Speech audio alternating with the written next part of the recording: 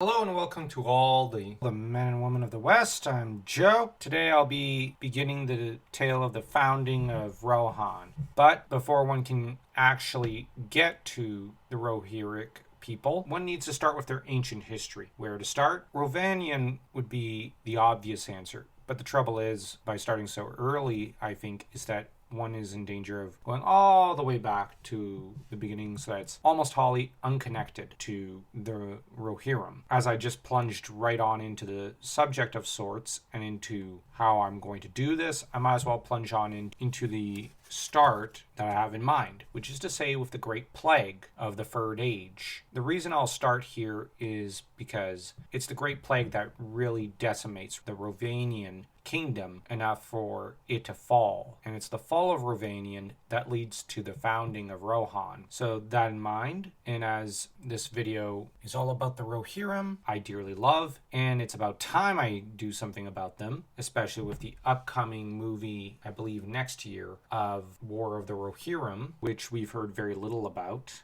and which will follow the story of Helm Hammerhand. Hopefully you'll appreciate this little video, and hopefully I'll get to make more videos about the Rohirrim in the lead up to this new animated movie. The Great Plague, also known as the Dark Plague, was said to have started beyond Mordor and in Rhûn. It's said that it was created by Sauron, as the plague coincided with a shadow deepening in Mirkwood, which presages his return one day to Mordor. Quite why he would decide to use a plague is likely because he was experimenting with what his former master Melkor had done.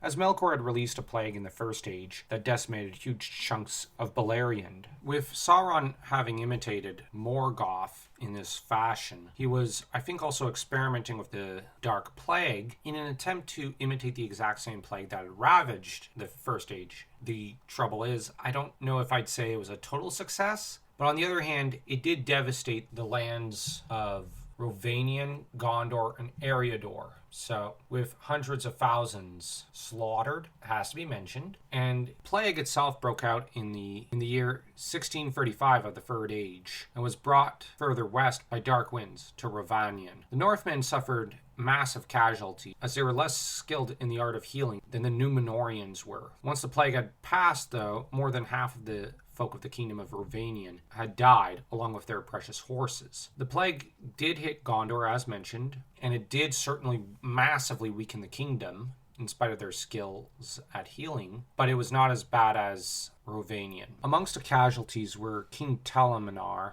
of Gondor, along with his children and many others of the Dunedain. With this incident coming 2 centuries after the Kinstrife, this was instrumental in the weakening of Gondor, and obviously ended up serving the purposes of Sauron. Further west, the Shire suffered massively as well, but the plague was to lessen as it passed northward into the realm of Arthedain. I think the plague should perhaps be considered in the likeness of the plague of Justinian, the bubonic plague that ravaged the Greek Empire of the Middle Ages, and which ended up bringing Constantinople almost to its knees, and almost brought Justinian to meet his maker. On the other hand, Constantinople was to bound back from the disease, though it took time, and it was never quite the same power it once was. It has to be admitted. With the plague coming and going over the course of history, over the course of several centuries, just as the Dark Plague of Tolkien's Legendarium was to haunt Middle-earth for the next 200 years after the 17th century of the Third Age. So that this is probably one of the acts that caused the most amount of deaths and put the most amount of blood on Sauron's hands,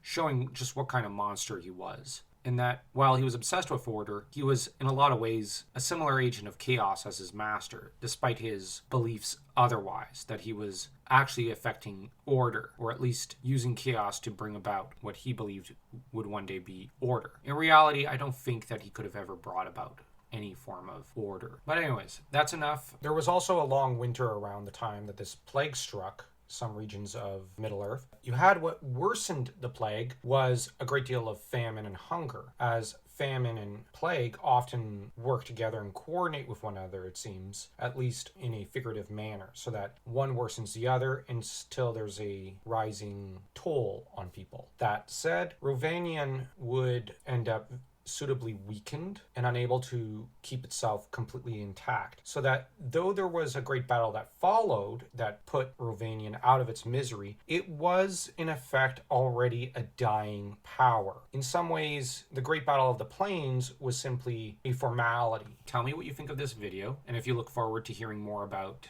Rohan, as the next video will contain the immediate aftermath of the Dark Plague and how it affected Great Battle of the Plains. So if you enjoyed this video, don't forget to smash that like and the subscribe button, as though you were Sauron smashing Gil-galad to itty-bitty pieces.